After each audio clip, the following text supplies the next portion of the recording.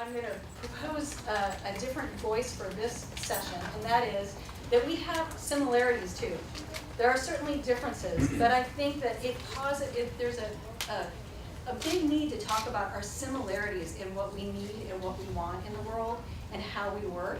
I mean, by Keith's theory, we're either all insane and helpless, or we're all right some of the times and wrong some of the times. And I think that that's probably closer to the truth than one of us being more insane than the others.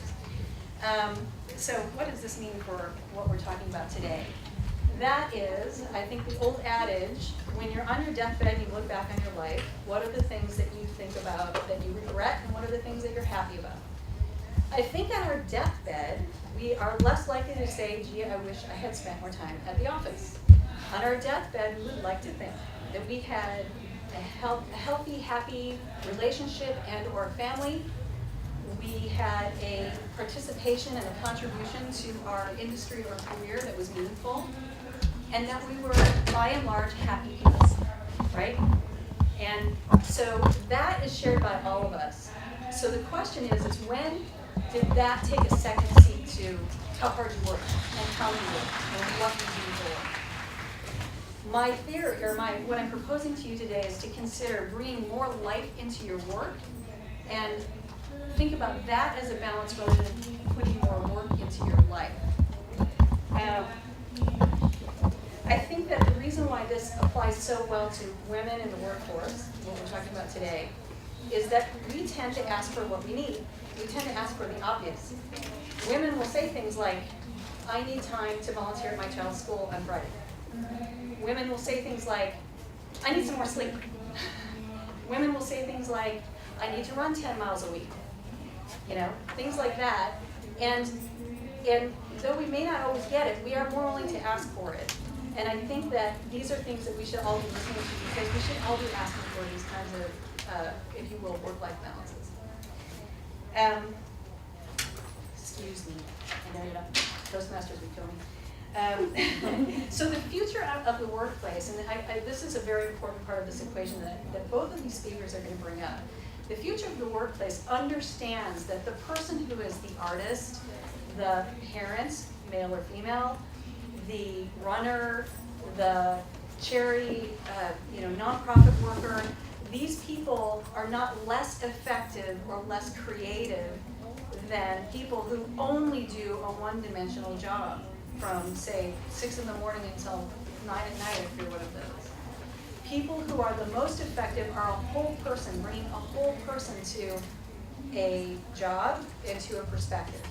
So this is why the future of the agency workplace, and I would say the future of the entire workplace, is to consider that the whole person is who you should be recruiting and supporting in their whole life.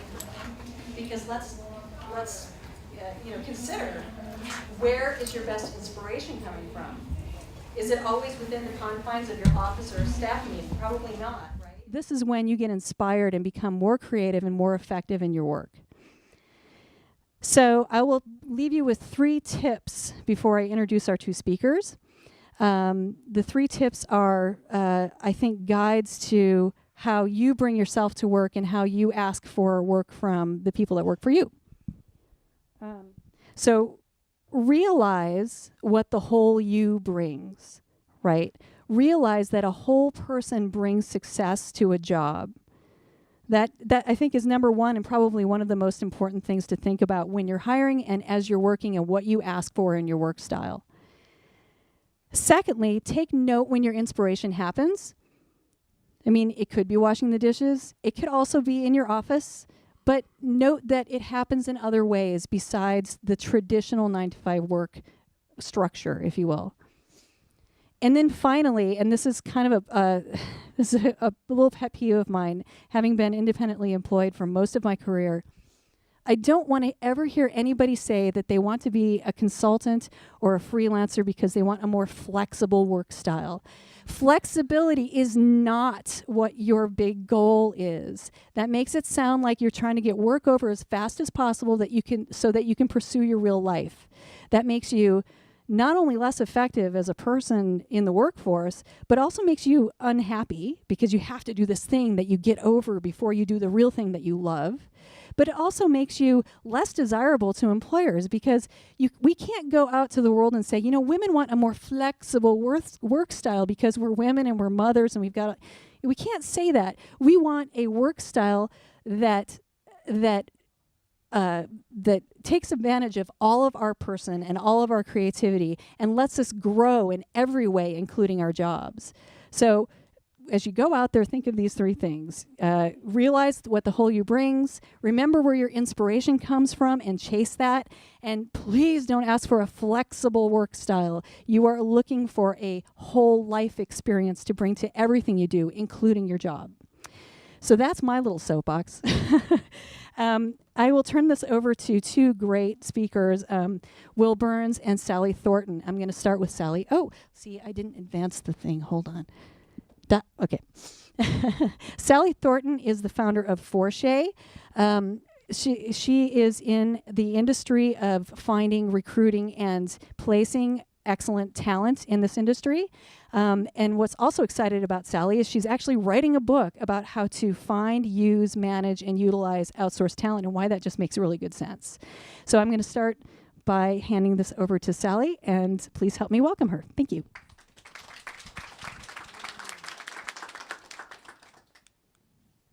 Hi, this is going to be as fun for me, I think, to not be able to see you all. Thanks. I'm glad it's standing room only, but I apologize. The logistics are a little challenging. So quick story of Forshay, the future of work, and what you're here for, which is sort of what is the future. In 2003, I was pregnant with my first child, and my brother died in a plane crash. And my mom said to me, you have a choice to work 80 hours a week in your awesome marketing job, or you have a way to think about work differently where you can work on your own terms and have no regrets. So when I looked at the data, because I'm very research driven, I found that only if we kept on our current state of women's leadership in 2081 would we achieve parity. And that was a number that stuck with me. I'm a numbers person. And I thought, okay, I want to do the work that I love. I want to have no regrets. I want to have what I won't call flexibility. I call it control over my work schedule. And I want this for everybody. So I thought I'd start a company. Part of what I found in the research around starting this company, and this basically I run a talent agency that connects really smart people with really interesting project-based work in marketing and HR. That's sort of what I do. And one of the reasons I do that is I want to enable people to do their best work on terms that work for their full life. And when I saw also the research around women's happiness, if you look at this, it's not only are we becoming less happy with choice, we're actually in an absolute term and a relative term to men becoming less happy. So then I had to dig into that and figure this out. Happened to be that my best friend is a Stanford professor on happiness, time, and money. Her name is Jennifer Acker. If you guys want to follow her, she's like one of the top 10 women to follow on Twitter, AAKER. And she did some great research around how happiness changes over time. Because one of the challenges of if we just say we want to have a happy life is actually happiness is very malleable. What makes us happy at one point makes us not happy at another point. So conquering the world, we probably all experienced. Looks like we're all experienced people where we're past that maybe. And we're really looking for more interesting things than just conquering the world. And it's kind of helpful to be able to see around corners and know that what works for you now is not always going to work for you in the future. So how do you create a career path in the future that allows for the fact that life is dynamic? Things happen. Plane crashes, you have children, aging parents, you become a triathlete, you want to get your PhD. It doesn't matter. The point is, how do we create more of this autonomous, independent, free agent nation? So if you look at the future of work, has anyone read Dan Pink's book, Drive? Yay! So basically all you need to know, and there's a great TED Talk, so you can just not read the book and watch for 15 minutes. Autonomy, mastery, and purpose are the 3 things that really motivate us. And he deconstructs why we believe that money motivates us. Companies believe it. They put compensation programs together to be super complicated so that you'll drive to profit. The reality is it does not really drive us at all, unless we're doing rote tasks. So if you were in the Industrial Revolution and you were making a car, compensation programs work. None of us do that. Compensation programs are actually fairly ineffective. So when you look at the future, it's really about how do we have an impact? How do we have this autonomy that we're talking about? And now that we have mobile global as part of that and digital natives, if you think about it, our children are learning to use an iPad before they learn how to read. They are digitally literate before they are literate. And it's actually, the neurosciences are coming out, it's changing the brain. So the brain has changed more in the last 10 years than it has in the last 1,000 per neuroscience. So there's a lot changing around the future of work, and we need to sort of think about this differently. There's one friend of mine who showed me a visual of man evolving from ape. I'm assuming you're all not from the South. Man evolving from ape into, into man, and then we're done. And the reality is we're not done. Like, that's not the end of the story because we're not extinct. So when you look at the future of work, these are the questions I'm exploring in the book, and I would love to, get your emails and interview you at some point. What we're researching, and I'm researching it with a man who doesn't have kids, because I don't want it to be a chick thing, is the inside of a company and the outside of a company. How do we make the inside culture of a company more like the outside? Variety, autonomy, objectivity. Those are the things that people crave on the inside when they feel stuck. And how do we make the outside of a company, if you're an independent consultant, a little bit more security of pay, where project is going to come after project, you're not freaked out, where you would have benefits and retirement and all that stuff that's portable with you, because we're still working on that, right, politically. And frankly, community. We want leverage, we want teams, we want mentoring. It's hard to do that when you're independent. So if we take these binary choices today, of are you an employee or are you independent, they're very black and white. How do we find a shade of gray, which is forshade.com, and how do we think about this in the future so that company cultures can evolve and new models of work can evolve on the outside and inside to create shades of gray? And we'll have questions at the end. I'm sure there's probably a few. So also, and I'm going through this fast because we have very little time, if you look at the future of workers, there are really good studies going on. I'm very research-driven. I don't want it to just be like, Sally's point of view is, right? I actually like to dig into the research. So I work with Stanford on this. There's a group called Redefining Work with academics from Stanford and Harvard and MIT and really smart people and me. And there's a difference. And Deloitte has this great thing called mass career customization, which is basically, this is not a woman problem. We are not going to fix women. The question isn't how do we act like a man? The question is how do we change organizations? And this is happening too with BCG, which is having collective goals around predictable time off. So they actually deconstructed the myth. And in fact, this morning I was with McKinsey talking about the same thing. Most consulting firms, and I'm sure agencies are the same way, believe that the more work, the better. The more you work, the better it's going to be. The reality is that's not how creativity works. And when you actually have time off, BCG found, and Harvard did the study, it's called Sleeping with Your Smartphone. There's a book out on it now that said creativity of the team went up, communication went up, client service went up when you turned your phone off and were off for a night. And it was so funny because the consultants at BCG, the first thing they said when they were going to try this study, they're like, well, it's cool that it's Harvard and everything, but it's not going to work. And so Leslie, the researcher's like, why? Well, because we have to be always on. That's what clients expect. Why? It's just fun to just kind of keep probing and figuring out the why. And then when they finally got to, well, what are we going to do with the one night off? One guy said. And she was like, do I have to tell you what to do with your one night off? So by the way, he slept. That was what he did. So there's all these interesting models that are being tested because we do sort of live in a fishbowl. We believe that sort of the way we've been brought up, we don't necessarily realize that we're in water, So I like looking at some of these, the data and what people are doing to really sort of test this out and figure out what is your path. The design thinking of teams, and I actually heard this downstairs because Kat and I were talking about with IDEO. IDEO puts an archaeologist on a program, an MBA, maybe a PhD, and it's with this mix that really interesting things come out. So think about that in how you think about the future of work so that even if you're independent, how do you align with people who share your values but bring a different skill set and therefore interesting things emerge. You guys are probably familiar with strengths-based leadership. That is the future. It is no longer if your child gets an A, B, and a C that you talk about the C. Hopefully everyone knows this now. Forget it. Talk about the A. It's always about the strengths. So the way that we compete is based on our strengths. It is not about, I mean, of course, if they have a D minus, maybe you should shore up it up a little bit. But the point is, don't try and make your child mediocre at everything or exceptional at everything. It doesn't work. You know, focus on your strengths. Energy and time is also something that I think we've been debunking. This kind of goes to that philosophy that more is better, and that's incorrect. Its energy is malleable. Think about your temporal sweet spots. Think about how hard thinking happens in the morning. We don't think for more than 90 minutes well, then we need a break. If you have excuses to why you don't exercise, get rid of them. The research is if you don't exercise, you don't think well. So if you don't want to make it about your body, make it about your mind. Make it about how you become much more positive. The research is super clear that when you talk about work life, if you don't actually add some of these things into your work life, it's not a zero-sum game, right? You are going to be more tired, less thoughtful, less creative. And then one thing I really, really loved about the future is, and when they were talking about this with habits, was think about your calendar as actually you.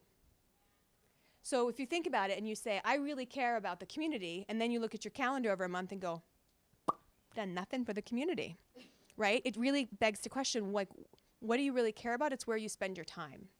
So calendar what matters, and think about that as you are creating sort of your future, because it's unfortunately a pretty objective perspective.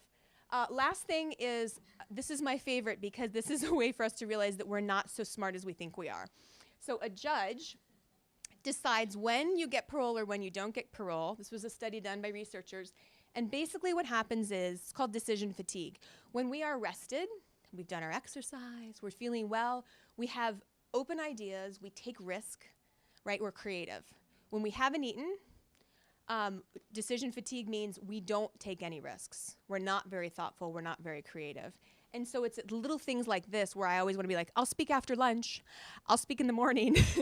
I choose when I like to speak based on openness to and receptivity to new ideas. So just consider that as we plan our future, what research helps us with our blind spots. You know, think about fun ideas around teams, about your energy, and how all this works together where you can do your best work. Because I am all about finding the work you love, doing it, helping the world, make a little money at it, find your bliss. Thank you. Thank you, Sally. Thanks. Great. Thank you so much. And next we have Will Burns. Will is the founder of a company called Ideasicle, and he has a fascinating business model on how to get some great creative ideation in a model that's not typically thought of and kind of new. And the remote. This is so new, you cannot use the remote. There you go. Help me welcome Will, guys. Clap, clap, clap, clap. Come on. That's not necessary. Thank you very much. Appreciate you having me here. I love that. That was great. Will you be on my podcast? Absolutely. I do a podcast about creativity. It's on iTunes, Ideasicle Podcast, but I would love to have you on because I think you could have some huge insights for just creativity in general. Ideasicle, it's an idea company. It's a marketing ideas company. It's a virtual marketing ideas company. And I want to share it with you because this is all about the future of our industry, but this is happening now. That is happening now. This is happening today. To give you an idea of what the model is about, I believe it's playing into some current thinking about creativity. Stephen Johnson has this great book called Where Good Ideas Come From. And there's a great quote in there, chance favors the connected mind. And he goes to great lengths to really debunk the myth of the lone genius. You know, that the Edisons are alone, that the Einsteins are alone, and they're brilliant geniuses, but they had a lot of help. They were surrounded by competition, they were surrounded by groups, they were surrounded by people who were pushing and pulling their ideas to help them evolve their thinking. And then Keith Sawyer really hits it on the nose with group genius, that understanding how individual creativity combines with group genius is the key to realizing creativity. We've heard a lot about perspective today. This is, I believe, what he's talking about, and this is what Ideasicle takes advantage of, is putting multiple perspectives together in a way that can really make ideation exponential as a result. It's not crowdsourcing. I just want to get that out right now. I'm not a big believer in the crowdsourcing model. I call it expert sourcing because what I've done is recruited experts who are the best in their field. I've worked at Wieden Kennedy, Goodby, Arnold, Mullen, and I found some amazing people that I've worked with who are brilliant, not in 3 weeks, but brilliant in like a minute. You know, you infect them with a great brief, and they can't help themselves. You're probably all like that as well. You just can't help but come up with ideas when you get that brief. So, two big differences. It's not the unvetted masses. That's one big difference with crowdsourcing. The other that's important is that they're not competing with each other. They work in teams of 4, and they're on the same team, and they all want to come up with great ideas. They riff off each other. They build on each other's ideas. So it's not about, you know, a lone winner either. So big difference. To give you a sort of an idea of the experts sourced, it is, again, all about perspective. I have different kinds of experience, different kinds of crafts. I have a cultural strategist. I have a multicultural person. I have an agency president. I have a CMO who's a consummate CMO, brilliant guy. I have creative directors at agencies around the country. Some are freelance, some are actually working at those agencies. I have a retail specialist, I have digital people. Whatever I need for the particular project, I can go hand pick, probably bad analogy in this room, but Bill Belichick, it's kind of like being the coach. You know, you get to pick the perfect team to put on the field. And that's really fun for me because I know all these people and I know what they're capable of, and I know what perspectives that I can bring into the virtual room and know that they're going to riff off each other and come up with great ideas. How it works, it's not surprising. It starts with a brief. I force the clients that I work with to get it to 1 page because I find anything more is uninspiring, which defeats the purpose, especially in the virtual world. What I'll then do is a video of myself, as any good account guy would, is deliver the brief. Go through it from top to bottom, but also deliver the nuances. You know, what are the things that the clients have a bias against, or the rat holes that they've gone down in the past that we don't want to go down ourselves. And I'll also provide my own perspective and some angles that I think would be interesting to explore. And I'll post that. I'll then invite all of the experts to the project, or at least let them know about it. And those who don't have a conflict at their current agency will opt in. And believe me, they're definitely serious about that because nobody wants to lose their job when they're freelancing. And then the people who are available, it's usually 75% are available.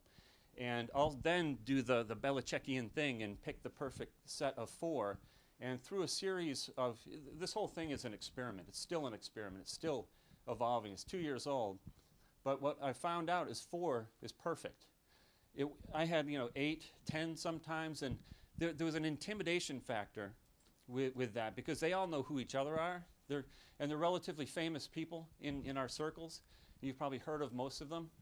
And so for them to be in front of 9 people, even virtually, it's kind of a big risk. So they were holding back. So getting it down to 4, it's intimate enough to be liberated and to make mistakes and to screw up and say stupid things because that's part of creativity.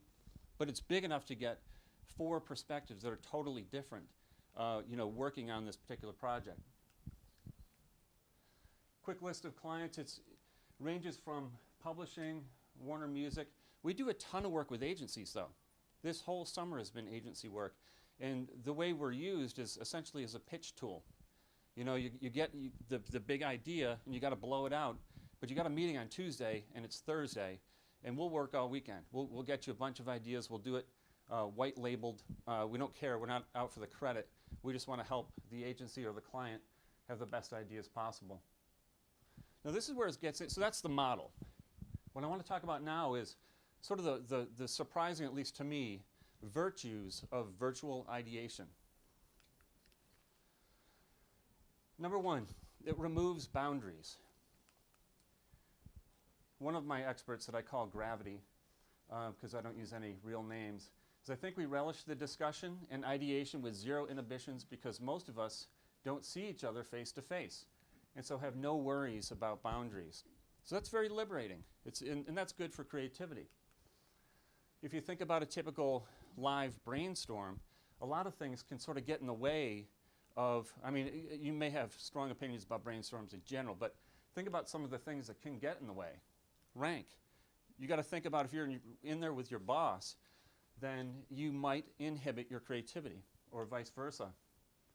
Personality. Some people have very strong personalities in a room, and that can basically dampen the rest of the room. Office politics. Need I say more? Gender, unfortunately, is still an issue. You have to worry about that in a live environment. And even sex, you know, if people are attracted to each other, and let's face it, it happens, is that the best environment for creativity? The colonel is a woman on my team, and she said this: we're reduced to a typeface. All it is the idea. All anyone can see is the idea. They're reduced to a typeface, and she finds it liberating, and I don't think it's just a female thing. They're all liberated. Nobody judges, because there's nothing to judge except the idea that they post. So what does this mean? It's pure thought. You know, anything that gets posted by one of the team members is pure thought. It's impossible to judge for anything else because it's pure thought. And it's a real liberator by removing the apprehension associated with these physical barriers that can get in the way of creativity. Number two, it conforms to human creativity, not the other way around. What do I mean by that? How often do you feel this way when you've got an assignment and you've got to work on it Tuesday between 3 and 5 o'clock, because that's the only time you and your partner can work on the assignment? Is that good for creativity, to be under the gun in that kind of way? I don't think so. I interviewed John Steele in my podcast, and he had a great quote, which is, I've asked people for years where they have their best ideas. Not one has said at my desk. Do stuff that gets you out in the real world. The subconscious can't be turned on when you're on email. You know, it makes sense. It's very intuitive, but very few people do it. John Lennon had one of my favorite quotes of his. I'm a big Beatles nut, and I love this quote. Life is what happens to you while you're busy making other plans. You could cross out the word life and put ideas. I think the same thing is true. Ideas happen when you're out there. Here, you know, when you're washing dishes, that's when ideas hit you. When you're in the shower, that's the big one for me. I don't know why, but it's just true. When you're doing some kind of weird, repetitive... I can tell you. What's that? Yeah, it's research actually. Oh. The Netflix head of HR actually said she was going to install showers just for creativity. So there's basically, when we're doing creativity, when you take away the conscious thought and erase it, essentially you're not actively trying to work on that part of the frontal cortex, and you do something routine, it allows the rest of your brain to actually merge the information and see new insights. So when you get the ahas, it's usually when you're driving and you kind of zoned out, or you're washing the dishes, or yeah. But they said showers were the most repetitive time in people's lives where they zone out, and then it allows the back of the brain to kind of see different intersections. That's why I want to have you on my podcast. These are the answers I'm looking for. But it's true. This is where ideation happens. It doesn't happen in an office all the time. One of my experts I call the priest. I won't get into why. The great thing about Ideacycle is that you can carry the info around in your head, and when inspiration strikes, you can share, collaborate, comment right then and there. And all I got to do is equip these people with an iPhone app, an iPad app, a website, even email address, where they can email or, you know, open up their iPhone app and pop the idea in, and then they're off to the rest of their life. You know, whatever's going on at that moment, when it hits you, that's when you got to capture it. And that's exactly when the rest of the team will see it as well. And then they can riff on it and build on it, or do nothing with it, which happens sometimes. It's like, you know, what the DVR did for TV made it a time-deferred experience. No longer were we a slave to the 8 o'clock showing. You could watch it anytime you want. It's sort of the same thing from a creativity standpoint. Idea collisions can now happen out there. If I brief on a Monday morning, you know, life starts to happen. You know, I've infected these people's brains with a really potent brief, hopefully, and they're out living. And then the idea collisions that Stephen Johnson talks about can actually happen. The subconscious is free to take over. You know, it's no longer about focusing, which is sometimes the enemy. And then natural creativity ensues. So I believe that this model conforms to human creativity the way it's supposed to be, and not the other way around. The last thing, really quickly, is that you can talk about all the newfangled technology you want. You can talk about crowdsourcing, expert sourcing, whatever you want to call it. But it's still this. It's still all about the people. If you have people that aren't very good at coming up with ideas, it doesn't matter what the model is. You have to have people who are really, really good.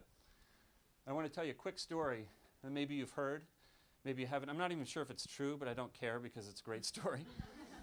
But apparently Picasso was at a cocktail party in Paris late in his career, and a woman goes up to him and says, "Oh, great master, will you please do a sketch for me?" And he says, "Sure." He picks up his sketch, and he's got his charcoal pencil, and he says, "What would you like it to be of?" And she says, "Oh, I don't know, maybe a bird in a tree." And he said, "Okay." So he does what Picasso does for 3-4 minutes, rips off the page and hands it to her, and says, "That'll be $15,000. And she's like, $15,000? That took you 3 minutes. And he said, "No, ma'am, that took me a lifetime." And that's what I'm talking about here. You know, all of you can relate to this because you've been doing what you've been doing for so long. The people that I've recruited for this are not Picassos, but they are very, very good. They're very, very quick and very, very creative. And when you get those people working together in teams of 4 virtually, I believe the ideation is exponential. Thank you. Well, kind of a subtle QR code usage here.